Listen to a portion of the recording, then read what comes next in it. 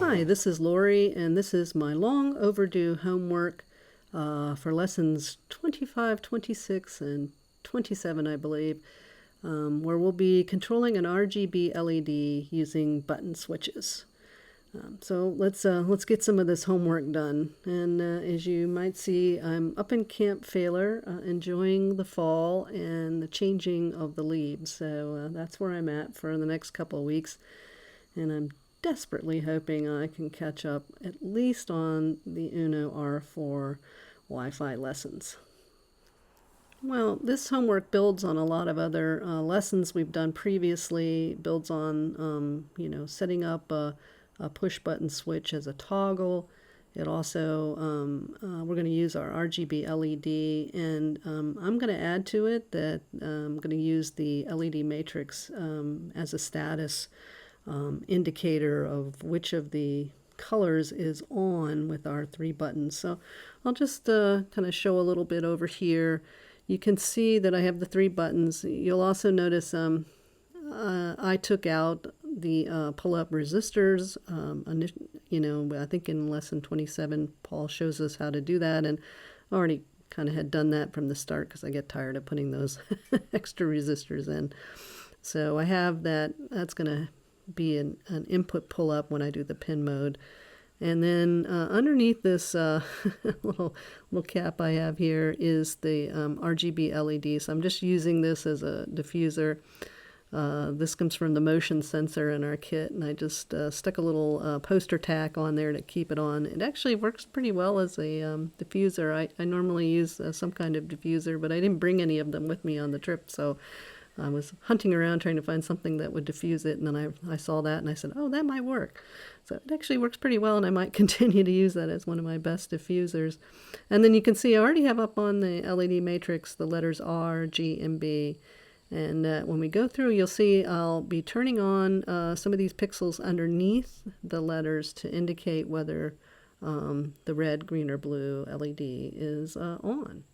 So let's take a look at this code.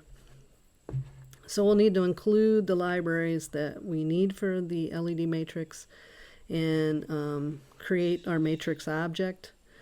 And then to write onto the display, this is the 8 by 12 LEDs, and so I'm just setting up an initial frame for it, saying that with all these zeros, that means all those LEDs are off. And then if I want one of them to come on, I'll indicate this location, and I'll say that one now equals a 1, and then ask the display to update and turn on anything I've changed to a 1. And you'll see vice versa, when we want to go backwards, we'll want to change it back to a 0 if we want to take that off. So you start off with this frame just filled with zeros. So that's the initial frame we need. And then we'll just set up all the pins. So this is where I have my RGB LED connected. These are where the buttons are connected. And then we have to have all those variables to keep track of whether the button has been pressed and what's the state of each of the color LEDs. So that's how I did it. They get kind of long, but I think I like to give names that are very clear what they stand for. So that's just my own. I'm willing to do the extra typing to have those be very clear. Then in our void setup, we'll set up the LEDs. And then again, we'll use the internal pull-up resistors inside our Arduino, so I'll ask for that. And then I have set up the serial monitor, but that was just for debugging. I don't have that in this code anymore. And then we'll start the matrix. And then you'll see I call several functions that I've written to put the R, G, and B onto the LED matrix, and then I'd say go ahead and show that on the LED matrix. So that render bitmap, we'll put that on, and we'll take a look at all those little functions I've written to display the letters and then the indicators as well. Then in the void loop, it's pretty simple. We'll read the 3 buttons, And then for each of them, we'll just look at red here. Yeah, there we go. So for red, we'll determine if the button has been pressed. Then we'll switch the LED state. We'll write that to the LED. And here's where I'm going to add some indicator to the matrix. So if the red state is high, then I want to put the on display on the LED matrix. And again, we'll look at this function in a minute. Otherwise, I want the off display to show on the matrix. And so once those are done, I'll update the matrix. And we'll just do that for green and for blue. So they each have their own functions: on G, off G, on B, off B. And that's how we get that done. And of course, at the bottom of the loop, we need to track the last button state to the current so that we can detect the button press, and a small delay for debouncing. And then here's the functions needed for the LED matrix. So let's just take a look at the letter R. So this is how I wrote the letter R. So where do I need to, which of those LEDs need to be turned on to create this R here? And you can see it's just row by column indicator, and then I say turn those on, and then when we get to that render statement, it'll add these ones in there to what we already have. It'll change them from zeros to ones. And then we have one for the letter G as well, and you can just see that it, moving over to where G is going to be, and then B, same thing, turn on the LEDs that'll form the B. And then for the indicator, I'm just going to have a little block here at the bottom. So I'm just turning on a little square, rectangle I guess it is, a little rectangle of the lights to indicate that R is on.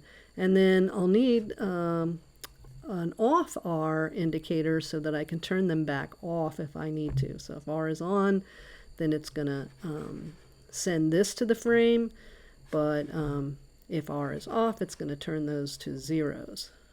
And so the same thing for the G, just in the proper location for the G and the B. Not sure if this is the most efficient way to do it. I haven't done a lot of the programming for the LED matrix yet, so that was one reason why I wanted to give this a try. So that's what I did to make that happen. So now let's just take a look at what it looks like here. So yeah, we have the R, G, and B, and that happened in the void setup loop. And those stay in place. We're obviously never going to turn them on and off, so I don't need to mess around with them again. So they're not in the void loop, they're in the setup loop so that they run once and stay on. The only thing we're going to be changing is the pixels or the LEDs down here at the bottom. So let's try turning on red. And hopefully you can see it's a nice bright sunny day. It's a beautiful day here, Camp Failer. So hopefully the red shows a little bit on the screen, and you can see the indicator block has been lit up. And then if I turn red off, the block goes away. And green, you can see the green, and we have the indicator under the green. And if you turn that off, then we can turn on blue, and hopefully you see the blue.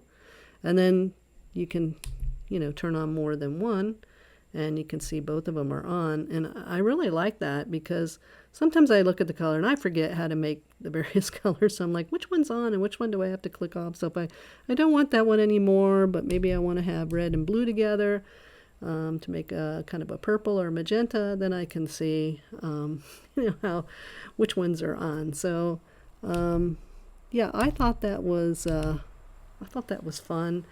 And it was the first time I tried to use the matrix in this way, more as I guess this would be kind of an animation using the matrix. So it's the first time I've done that, and I think it came out pretty good, but I am curious if there might be a more efficient way to do this.